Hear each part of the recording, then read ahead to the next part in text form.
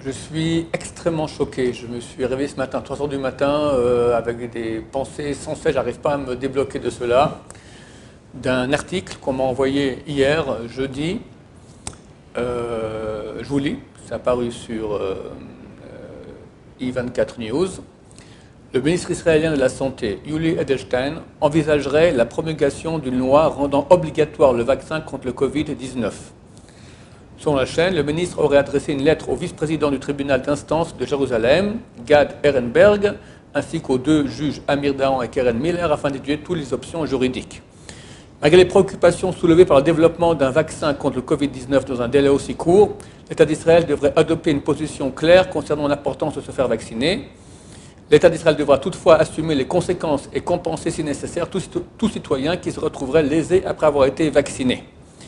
Il est clair que le développement si rapide d'un vaccin soulève des inquiétudes au sein de la population concernant l'éventuelle apparition d'effets secondaires. Ainsi, M. Edelstein a dit comprendre le fait que beaucoup de personnes soient réticentes à se faire vacciner, mais indiqué que cela pourrait considérablement limiter la capacité du pays à lutter contre la pandémie. En deux mots, la Russie rouge. Il reconnaît de façon claire que le développement tellement rapide d'un vaccin soulève des inquiétudes au sein de la population. Et il dit, j'ai une solution. L'État d'Israël devrait toutefois assumer la conséquence et compenser si nécessaire tout citoyen qui se retrouvait lésé après avoir été vacciné. On te vaccine, on te lèse, et après on te compense. Mais c'est une blague. On va m'obliger, si je ne veux pas me faire vacciner, quoi, c'est la Russie rouge.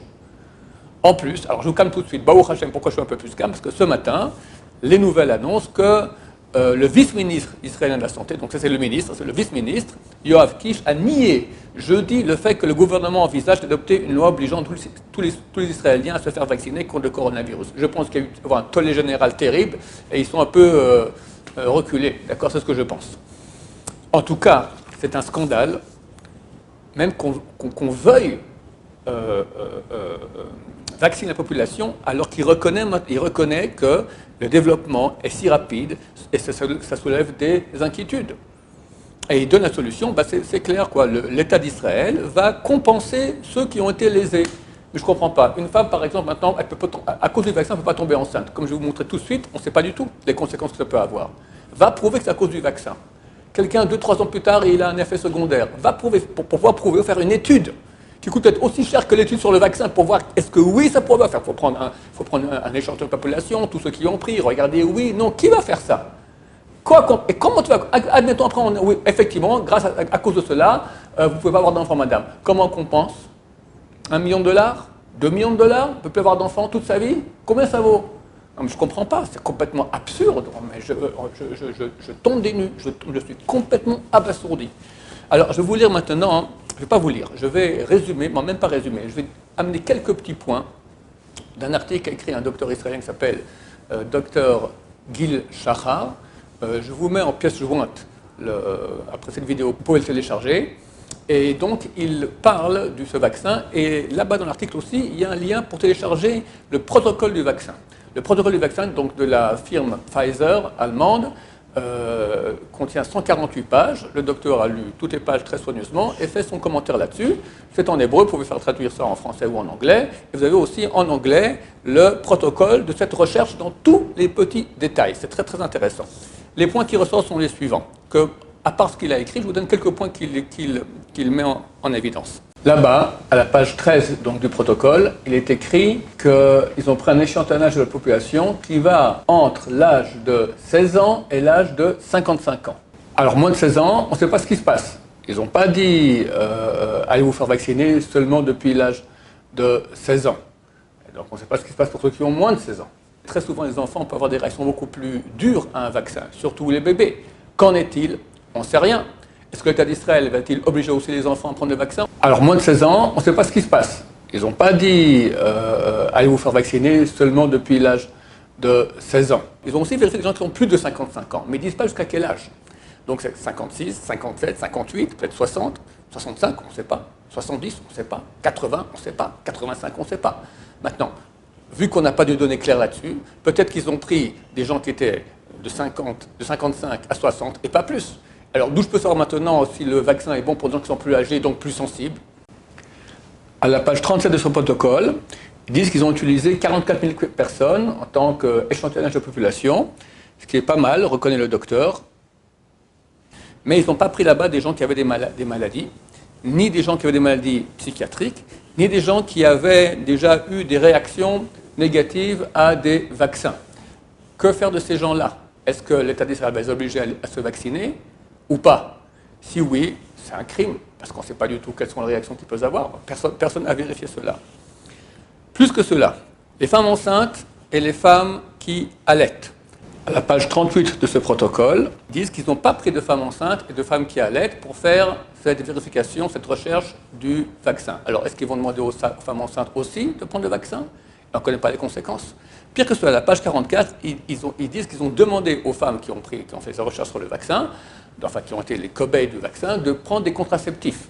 Ça veut dire qu'ils ont même compris qu'il y a un risque pour les embryons des femmes enceintes. Idem pour les femmes qui allaitent. Ils disent qu'ils n'ont pas fait d'essai. Alors peut-être que le lait va passer dans le bébé, ça peut faire des séquelles terribles. On n'a aucune idée de cela.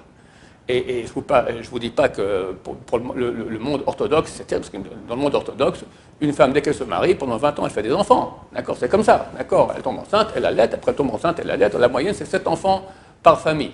Donc, dans le monde orthodoxe, on va obliger les femmes à prendre des vaccins, alors que eux, ceux qui ont fait la recherche, ont interdit aux cobayes d'être enceintes. Ils ont demandé qu'ils prennent des contraceptifs. On n'a jamais entendu que l'État d'Israël dit c'est que pour les femmes qui n'ont pas d'enfants. Peut-être que l'État d'Israël est intéressé qu'il y ait moins d'enfants dans le monde orthodoxe. Ça se peut tout à fait aussi. Je ne sais pas. Mais ça se peut. Sur les 44 000 personnes qui ont été vérifiées, donc on leur administre le vaccin, puis après quelques temps, on va voir, on leur fait une piqûre pour voir maintenant qu'est-ce qu'ils ont développé des anticorps. Quand ils ont fait cette piqûre, ils ont fait une seule piqûre. Le docteur dit qu'on peut faire quand même 2 piqûres, une deuxième piqûre pour vérifier est-ce qu'il y a des séquelles, est-ce qu'il y a des effets secondaires au niveau du foie, au niveau des reins, au niveau de toutes sortes d'organes qu'il y a dans le corps. Alors ils ont fait cela, oui, écoutez bien, ils ont fait cela sur 195 personnes.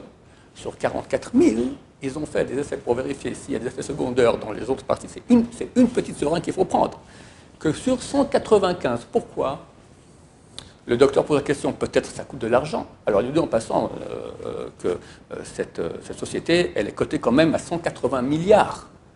Alors prendre sur les 44 000, aller faire aussi des vérifications pour voir est-ce qu'il y a aussi des séquelles dans ces autres choses. On n'a pas fait les vérifications. Oui, sur 195. Heureusement qu'ils sont honnêtes, que dans le protocole, ils reconnaissent cela, parce qu'ils ne pensent pas aussi que tout le grand monde va aller voir le protocole.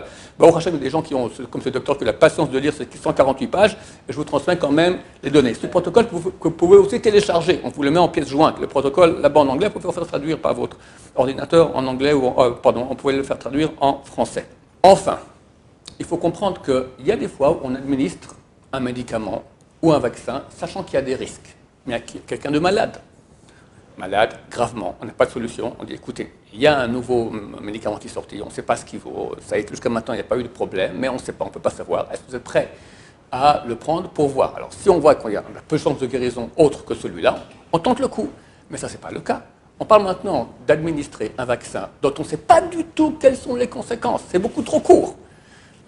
Ma femme, elle a une cousine qui est un grand professeur envoyé, israélien à la base, qui est envoyé par l'Institut Weizmann à Boston, travaille sur la cancérologie.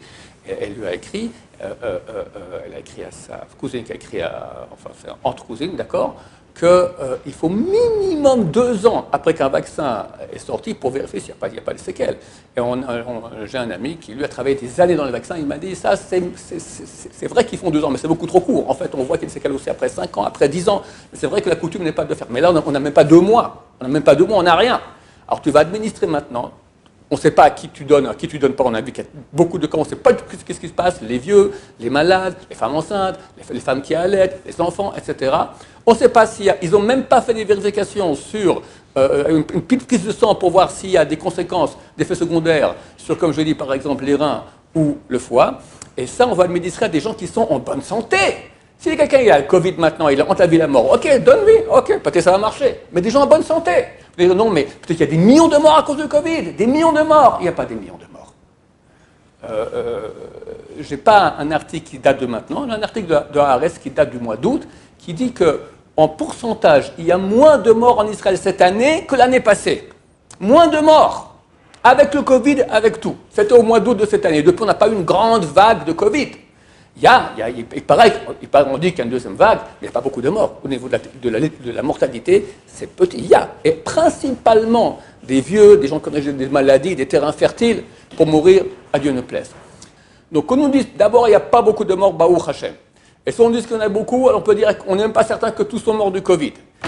Et tu veux donner maintenant, à cause de ça, un vaccin qu'on ne sait pas à quel point il est dangereux à une population qui est en bonne santé. Voilà, je voulais vous en parler. Ce n'est pas un cours de Torah, mais c'est une mitzvah bien plus importante. C'est marqué d'abord, Nishmartem od, faites très attention à votre santé. Ensuite, c'est marqué Lotamod al dam recha, tu n'as pas le droit de voir le sang de ton prochain couler et ne pas réagir, parce que je fais ce cours-là pour vous dire attention. Et bien, que Dieu nous sauve, qu'on ne devienne pas dans un pays totalitaire, qu'on nous obligera, et après, si tu peux prouver que c'est à cause du vaccin, alors on te compensera. Ouais, mon œil. Baruch Adonai, l'olam, amen ve amen. Chers amis, étant donné la grande campagne médiatique qu'il y a pour oui prendre le vaccin, je suis convaincu que beaucoup de gens vont m'écrire, me dire mais pourquoi, qui, quoi, comment. Alors je ne suis pas médecin, je ne suis pas docteur, je ne m'y connais pas. J'ai simplement répété les paroles du docteur Gil Shachar. Je vous mets en pièce jointe ses coordonnées, vous pouvez le contacter directement. Il ne parle pas français, donc ce sera ou anglais ou hébreu, et il répondra mieux que moi à vos questions. Au revoir.